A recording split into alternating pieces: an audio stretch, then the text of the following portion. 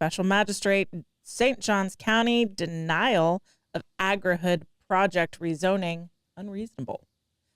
The fight over a proposed agrihood in St. Johns County is far from over. A special magistrate has ruled that the county acted unreasonably when it denied a rezoning request that would allow more than 3,000 homes west of Interstate 95 between County Road 208 and County Road 214. The ruling comes from former Circuit Judge J. Michael Traynor, who reviewed the case under Florida's Land Use and Environmental Dispute Resolution Act.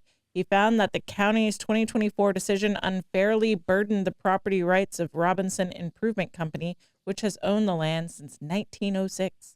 Robinson sought to rezone nearly 2,700 acres from open rural to planned unit development, consistent with the residential B design added to the county's comprehensive plan back in 2019. That designation anticipated a rezoning request by 2026. The company's proposal, developed by a Boston-based freehold communities, would have created what's called an agrihood, a residential community that integrates agriculture into design. The original plan called for up to 3,332 homes in two 10-year phases, along with space for a fire station, school, and commercial uses. At full build-out, it could house more than 9,000 people.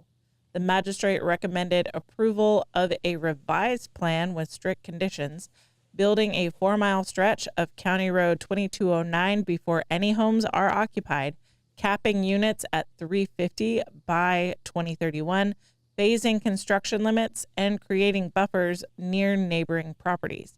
County staff and residents have opposed the project, citing incompatibility with rural character, traffic impacts, and concerns about Freehold's track record on other developments. Robinson, however, has pledged more than $49 million in transportation improvements, including the $61.5 million extension of County Road 2209 through the property. The magistrate's recommendation is non-binding, but could shape what happens next if the dispute moves to court. For now, no new filings have been made in Florida's 7th Circuit. This decision signals that the controversial agrihood project may not be over, and the next chapter could play out in the courts. All right. So this is why the commissioners are in such a tough spot. And we've talked about it on air. Property rights usually wins. Especially in Florida. They denied this. Everyone beats up the commissioners about, oh, there's so much growth. There's so much growth. When they try and stop growth, you have to have such an over-the-top, ridiculous reason of why you try and deny it. This one's one they were like, okay, it just doesn't fit.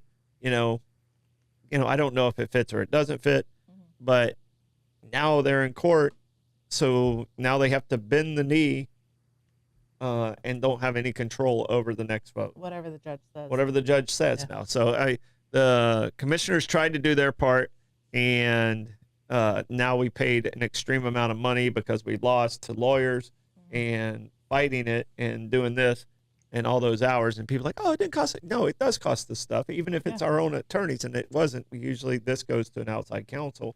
So we're paying through the nose on it. And we still lost. Yeah. So, it's frustrating when I hear people beating up on the commissioners about all this overgrowth. When they try and stop it, the court system doesn't work in their favor. Yeah, there's only so much the only thing you can do is try and get the most out of it you can, and put land when you can in preservation, so it makes it so unappealing to developers to try and come in and flop that. Yeah. You can flop it, but it costs you through the nose, and it doesn't make sense to do it. Yeah. So truly, the only way to stop the growth is through preservation and limitations. You can't stop it once it gets to the commissioners. Yeah. So, right on.